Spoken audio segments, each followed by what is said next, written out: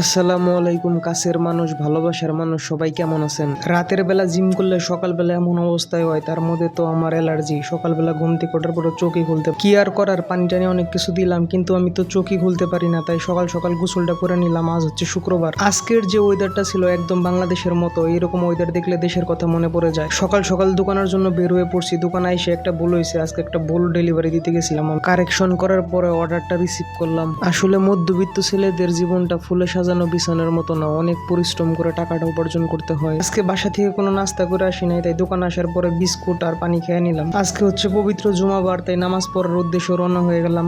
নামাজ কমপ্লিট করলাম। আমার একটা সাইকেলের পেছনের রাবার কেনা খুব প্রয়োজন। তারপরে আসলাম ডিওয়াইতে একটা রাবার কেনার জন্য। রাবারটা কিনলাম। টাক ফাটা রোদ উঠছে ভাই। এখন যদি আমি একটা মিনিমাম না খাই তাইলে মনে করেন স্টক করবো। তার লিগা তাড়াতাড়ি করে একটা ডাবের জুস কিনলাম নিজের শান্তি করার লিগা। আসলাম দোকানে, উড়া ধুরা কিছুক্ষণ কাজ করলাম। আগে কাজ করতে করতে হয়ে গেছে রাত, আমি হয়ে গেছি কাইত। কাস্টমার দিল কল, অর্ডারটা রিসিভ করতে চল। জানি না সফলতার দেখা পাবো কিনা, তবে চেষ্টা করে যাব শেষ পর্যন্ত। ভাগ্য মহান রব্বুল আলামিনের হাতে। আমি চেষ্টা করে যেতে পারি মাত্র, তবে ভাগ্যে যেটা আছে সেটাই হাসি মুখে মেনে নিব। আপনারা সবাই আমাকে সাপোর্ট করবেন। Thank you.